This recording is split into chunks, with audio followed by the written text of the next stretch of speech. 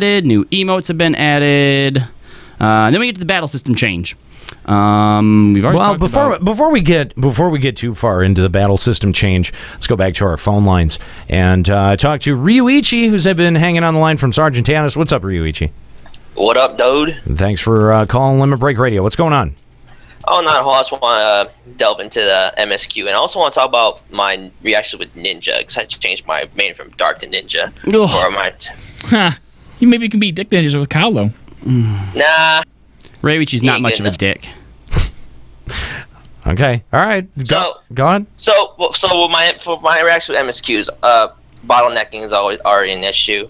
But I did manage to get past Raubon and Pippin this morning. Got up like 5 AM for that shit. It was fun.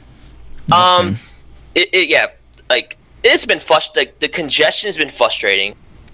Well, I think it's inexcusable. Like, I think it's inexcusable even for an early access product. Agreed. To have that much bottlenecking, especially because it seemed like all they had to do was just flip a couple of integers and let them, more people in, and it became instantly more reasonable. And I mean, I've seen a lot of upset streamers, upset commentators about the state of early access, and I've really got to echo their sentiments. Square Enix, this is not Square Enix's first time doing early access either. Heavensward was enormously smooth. Yeah, actually, Juxta went back and listened to our Heavensward episode. Yeah. He was quite disturbed by what he heard. Yeah. It was vomit-inducing. It was how much happiness and positivity we had. That I had. This is the best expansion ever. I'm so excited to do blah blah blah. It was really great. I'm like, you sweet summer child. It was, but at that time, it was very exciting. And the thing is that, I am excited to play Stormblood, and I am happy to get my hands on it, and I'm happy to be progressing through it, even if it does sometimes feel at a snail's pace. But I don't feel as excited, long term as I did for Heavensward. Yeah. And not just that, I'm also kind of in the back of my head going, like, this is cool for, like, the first week. Yeah. Right? But we know what comes after this. Yeah, right. It's a patch that's going to last a little bit longer. Like, instead of doing it in one day, we have maybe a few weeks of cutscenes, but then we're just going to go back to grinding. Exactly, and it becomes status quo far too quickly. Business as usual. Yeah, exactly. And that's frustrating as shit. Yeah, I mean, we might get a couple... I feel like I'll get a few extra weeks out of it, because now we can go back over level and clear all the content in Heavensward that we didn't, right? But still, even after that, you're right. We're just back to waiting for the next patch, waiting with bated breath to see how they're going to mess up Eureka. Yeah. I'm actually on the opposite end of, on the long term. Lately, I've been raiding more often. I've had the most fun with Creator all across the board, tanking and DPSing. So I'm really looking forward to Omega, mostly Savage. I want to see what they're going to bring to the table. From what I understand, Delta Skate, which is the first tier of Omega, is going to be much more difficult than the Creator. I don't know by how much, but I think what it comes down to is, what does that difficulty mean? Because, yeah, all right, sure, there were some things that Alexander, might have did well that people, applauded. But what it really comes down to is, when you look at each of the tiers, they had such a hard time adjusting it. The first one was too hard. The second one was too easy. And that all just comes down to numbers, the DPS wall, the DPS checks. So, I don't know, what does that difficulty really mean in the grand scheme of things? Yeah, when you actually try to quantify that, what does it actually mean? Because I know that they said, hey, we're going to make it hard and don't complain when it's too hard this time. But again, I don't think that was the fundamental problem of the raids the last go-round. I think that the incentive was the problem. The rewards was the problem. We were very vocal about this and very pointed. And my opinion about this has not changed. That just by virtue of putting in the story mode and rewarding players on any level for it, even if it was with reduced gear, was so detrimental to the raiding scene that it is I mean, think of the rating scene in Binding Coil versus now. There was a rating scene. There is not now. I mean, that's pretty much where we're at. The incentives was mostly story progression. Incentives across the board could be just it varies based on personal context. I know for you it's just mostly stuff other than gear. Myself, not just gear, but also improvement as a player, knowing like when I should do this skill or fire off my cooldown, or excuse me. I get what you're saying, right? For you, it's personal improvement, being able to go in and being able to know and see through progression that you're getting better at your job. I get that, but that isn't the type of reward that appeals to everyone. And as we've seen, you say that the story itself is a type of incentive. You're absolutely right. It is. But people who want the story as incentive aren't going to go into the raiding scene when they have an easy mode. Right. No one's going to say, oh, I could walk down this easy path and get what I want, or take months down this hard path and get the same thing. Very few people are going to choose the hard route when they have an easy out. And again, we had identified during Binding Coil of Bahamut how much a reward and how much a tangible reward those story segments that we got out of Binding Coil felt.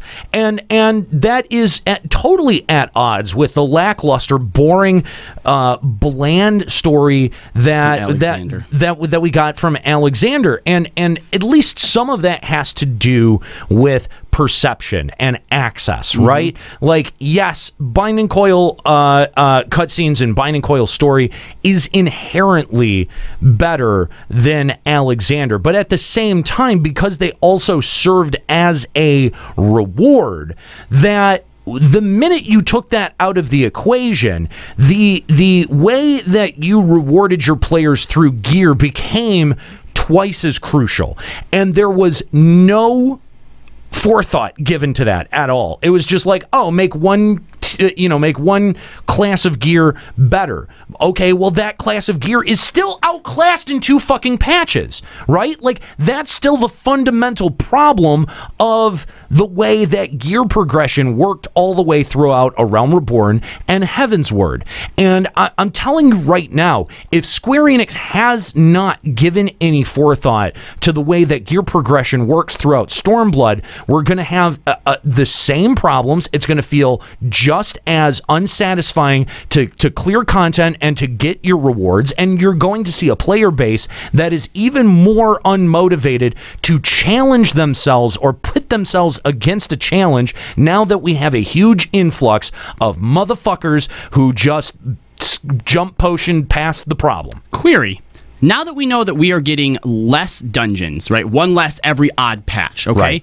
If they pushed the time between when gear was outclassed by entire patch cycle, so instead of waiting, let's say, 5 to 6 months, it was now like 8 to 9 months, would that, you think, help at all? No. It's just the inevitability. Yes, it still extends the problem. What you need is some way out of the gate to have uber gear that is going to cover you from the beginning of the expansion to the end of the expansion.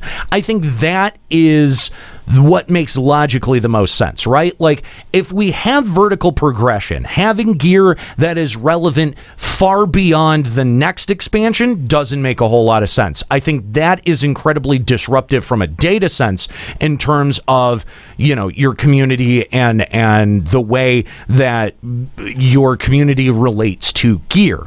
But if you know where the end progression is going to be in terms of what your eye level is going to be, or what the stats that you are going to need for the final piece of content for 4.0, then yeah, that's where you should be aiming. That's where you should be trying to reward your player base. That's what you need to give access to right out of the gate, so that someone who takes the time or puts in the effort to get that uber piece of gear has that for the rest of the expansion, and then let the new expansion be the point where you expand that vertically. It's a delicate balance, because you can't give those out in too high quantity, or else they become meaningless as well. And I get that it's a balance, but I think it's something that other MMOs have gotten intrinsically correct, that Final Fantasy 14 has fallen flat on with every single expansion and every time they've moved the goalposts up vertically. That's got to stop. Like that has to stop if you want to stem the bleed of long-term players from this game. And I don't know that Square Enix wants to do that.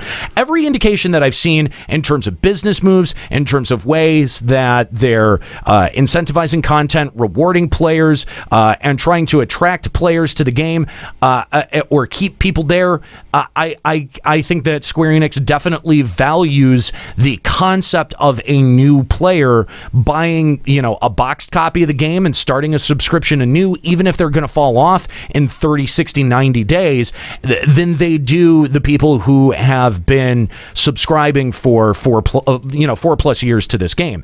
And that's the thing. You know what?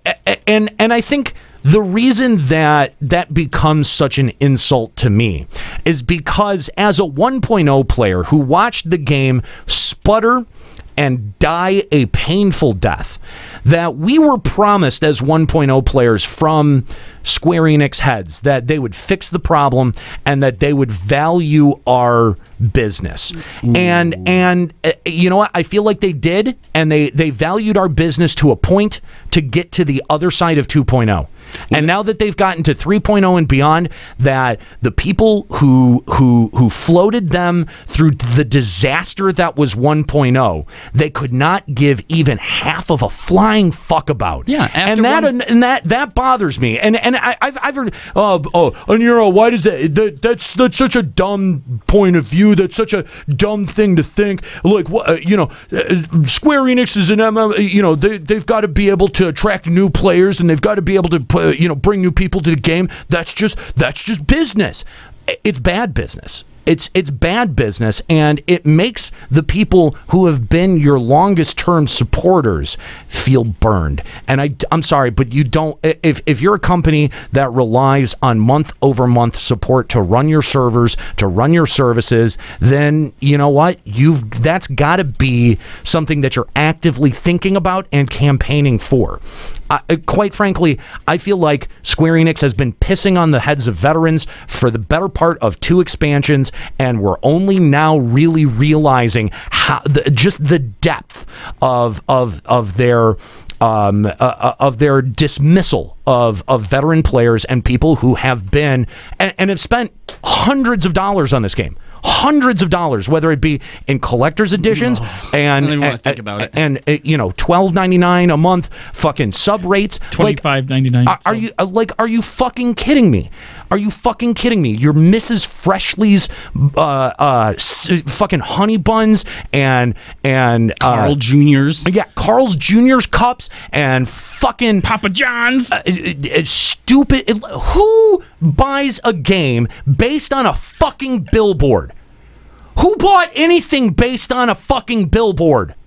When was the last time you bought something off of a fucking billboard, man? Tell me that.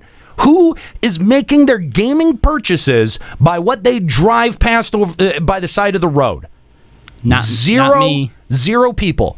And again, we've gotten flack for being critical of these points, going, oh well, the dev budget and the promotion budget are separate. It doesn't matter. They're still fucking spending money on it. Still cash, bro.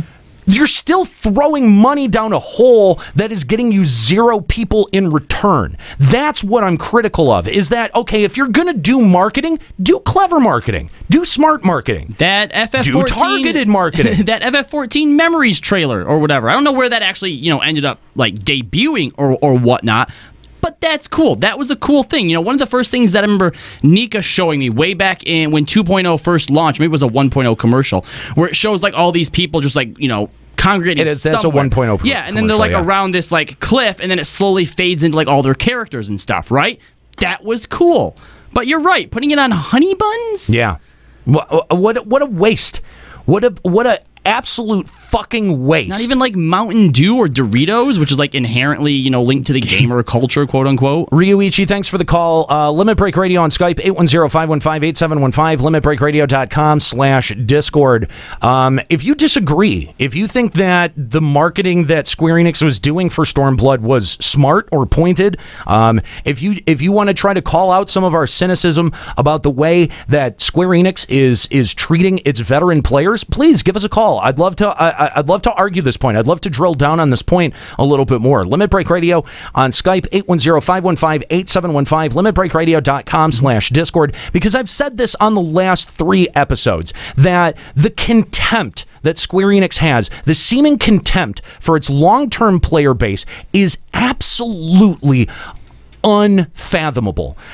Again, maybe it's not. Maybe contempt is the bad word, but they're disregard. There does seem to be an active disregard and an active desire to court a new audience. Yeah, it's like, all right, since we got their loyalty, they can fuck off now. They're going to keep coming back anyway. I feel like that's sort of the attitude. They put a ring on it and now they don't give a shit. Yeah, is that we've already got them, now fuck it. Yeah.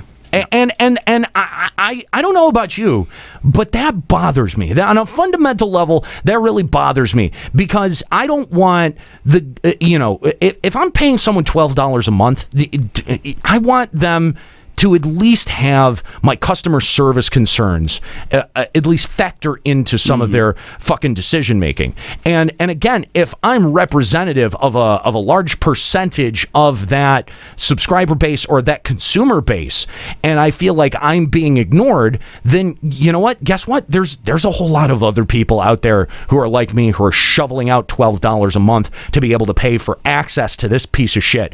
And I don't understand why more people don't actively understand the role that they play when it comes to how money is spent between Square Enix and the way that they make and develop and even promote things.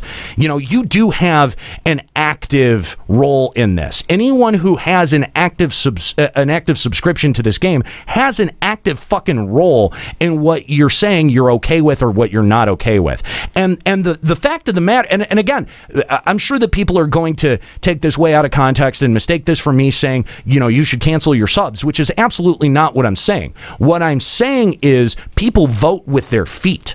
And if you look at the way that Square Enix panickedly tried to promote this game in the run-up to Stormblood, I think that is a solid indication, based on the data that they receive, first-party data, about how bad the hole is that this game was fucking in, and how and again, you look at all of the technical problems that Stormblood has had since launch. I think that is even more of an indication of how little they thought was going to be driven in terms of interest for Stormblood. Now, it's good that they have they've been inundated with more traffic than they thought they were originally going to get. That seems like a good thing, but I think that Square Enix has massively discounted this game. I think they've massively discounted this audience, and I think that you as a subscriber should know that. You should be aware of that, and you should be ready to use your voice to tell Square Enix what you think of that. Whether you're new to the game or whether you've been here for a long time, the subscription that you enter into with that's a two-way street.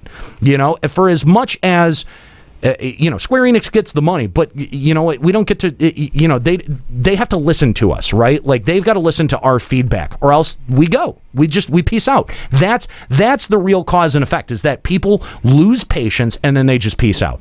And my concern is, given everything that I've seen with Stormblood, given everything that I've seen with Heaven's Word, and moving forward, it seems to me that this is very much going to be a game that people are invested in for a month, maybe 6 weeks, and then there are sub lapses, and then they wait for the next piece of content.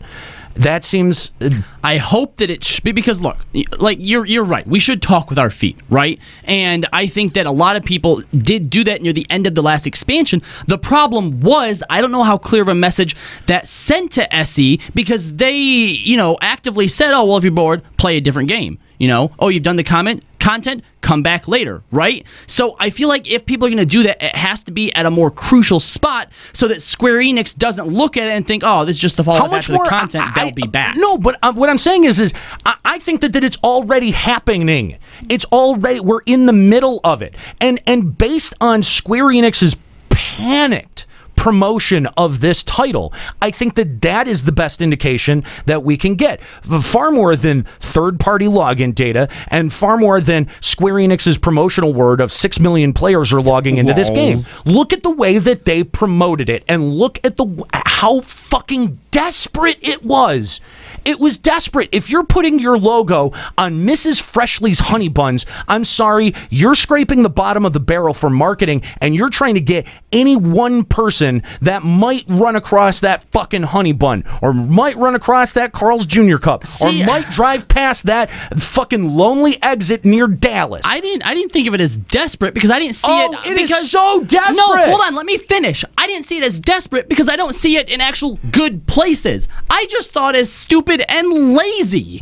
No, I think it's desperate. I think it's desperate, and I think that we've already started to see that long term, that veteran player fall off, and I think that, you know, we're seeing some of it rebound with Stormblood, which is natural, right? Anyone who's played through the entirety of Heavensward or who is invested in FF14 is naturally going to come back for Stormblood, is naturally going to want to come back for the latest expansion. But I don't think that the bounce back has been as dramatic as it was between A Realm Reborn and Heavensward. I don't think the fall off from A Realm Reborn to Heavensward was quite what it was between Heavensward and Stormblood. So they had even more ground to make, and they haven't made it up. I think that this is a confluence of really, really like bad omens for the future of this game. Well, you know where it's really going to hurt too, if you're right here, is if they continue the trend that they did at the beginning of Heavensward, where they had that huge, and take a big break. Huge break before. Can't do it. Before 4.1. Can't do it. If they do that, I mean, even back with Heavensward, because again, Heavensward was a great launch. Everyone loved Heavensward, and then because of that, what was it? 8 weeks between the launch and 4.1, people were furious. Yeah, and that was with a great launch. Yeah. And now you've got a botched launch on top of it where players are very dissatisfied with you know, the ability of servers to handle data, and just the overall playability and progression of the game. I think that you're not going to see that goodwill. You're not going to see the ability for the dev team to take that time off. Not unless they're giving free blowjobs at the end of the expansion. Nah. And that's unfortunate because we do know that the dev team does work really hard. They're on the heels of E3. We saw them all out at E3. They were working really hard trying to sell this game. But, you know, the fact of the matter is, you know what? They may have needed to keep the dev team in Tokyo. They maybe should not have showed up to E3. They maybe should not have brought the Susanoo fight out to E3. I'm sorry. That may be an unpopular opinion, but I think given the work that still needs to be done before this thing is ready to be launched on the 20th, and given where we are in a macro sense, and just, again, I'm going to point to how desperate and how panicked this promotion felt. They're not seeing the spring back that they did between A Realm Reborn and Heavensward, and I think it's while it's good, and while, you know, on a passing player base, you know, you log in, you see a ton of people logged in right now, it feels good right now. I think in 6 weeks it's not going to feel as healthy. I think in 6 weeks when we see the fall off that we're going to see just how empty servers are, and you know, the great lengths that Square Enix is going to try to incentivize balancing the server loads should really be thought into. You know, they should put that same level of thought into the way that they're incentivizing the gear and their content, because you know, those incentives were fairly clearly laid out and compelling. They clearly know what compels and what motivates the audience. I just think that they're not doing it, and I don't know if that's hubris. I don't know if that's arrogance. I don't know if that. I don't know what it is. I simply don't know what it is. I'm frustrated now. You know, at the development arc of this game, and I think that Square Enix should be worried. I think that Square Enix should really be worried. Let's go back to our phone lines and talk to Ryoku. What's going on, Ryoku? Hey, not too much. How's it going? Thanks for calling Limit Break Radio.